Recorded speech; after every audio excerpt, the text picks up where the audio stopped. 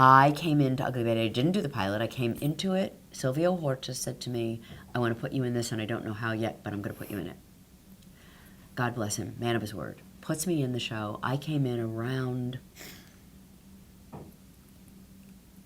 the fall sometime, I think. Well, I'm not remembering exactly. Anyway, it was the first season. It was part of the first season, but I came in later, and he created this character for me to play. And we were all still in LA. We're in LA, we're doing Ugly Betty, then the writer's strike happens. And everybody's like, oh, now what do we do? So from October until February, we're not shooting. And so they came to us, the producers came to us during a time when we were off and right before we were maybe going to go back again. And they said, what do you think would make this show really lift, sing, and they were fantastic. They were working with all of us and talking about how we could participate. And that was really such a family. And we're still family. I mean, America Ferrera is like my daughter. And so just like in so many ways there are these extraordinary young people that I have these, lovely connections with that I've worked with. We just honored Sarah Paulson the other night at the MCC, and I was with Lily Rabe.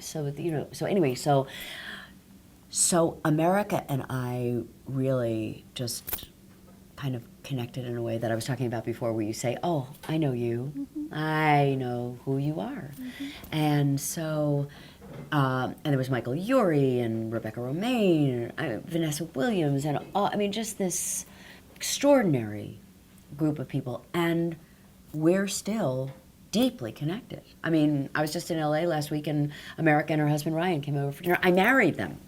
And just to be able to be with all of those people, Eric Mabius playing my son, everybody carried with them this depth of character, depth of understanding. That was a place in which we knew why we were all there. We knew what that show had the potential to do. And when I saw America and the way she was working, and I watched her, and of course, this is one of those times where you say, this person knows at some deep level what their purpose is, what their sole purpose is, what they have come in here to do. And again, that goes back to the thing about not making it about the career, but making it about the life and what you are actually here to do. And I think people get lost in the world because they don't think about it. They have it backwards. They don't think about who they are. They think about what they want to do. And that's the reverse order.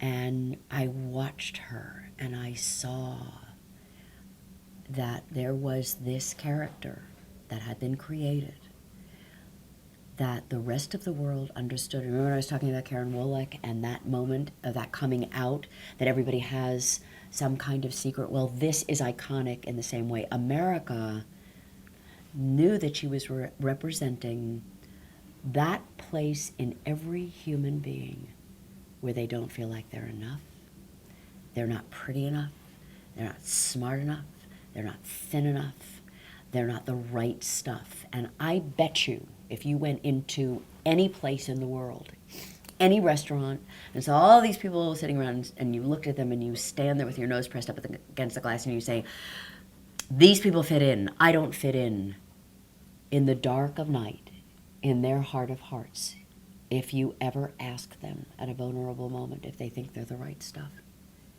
they don't feel like the right stuff. And that was iconic, and she knew that she had that responsibility.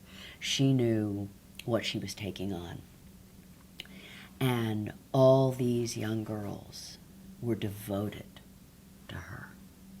I mean, Malala, when she met America, was in awe that there was this girl who Malala knew and was changing the world the way Malala has changed the world after she was shot by the Taliban and lived. And they got to spend time together.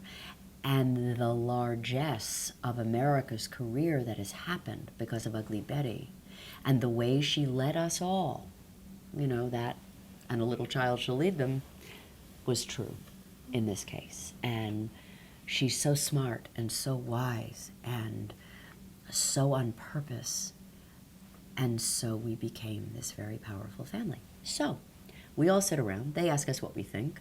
We say, well, LA isn't actually really the fashion capital of the world. New York is the fashion capital of the world, where you shot the pilot. So if someday we could ever go back, that might be a great thing to do. No, thanks, okay, thanks for your opinion, blah, blah, blah. We thought, more exteriors, that would be interesting, more fashion shows, blah, blah, blah. More accessibility, Europe, flying to Paris, do a show in Paris, the Paris fashion show. This is March. We do another few shows in April. Comes the beginning of May. Merrick and Ryan are coming to our house for dinner. She's invited a bunch of people over. It was her belated birthday party.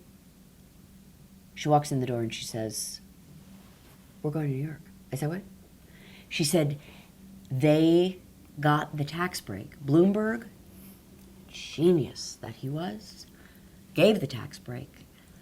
And we saved so much money in every show. And in a day, from the time he said, 'Here's the tax break,' ABC said, 'We're moving you to New York.'" I was like, oh my God, you were listening. I was like, oh my God, this is so exciting.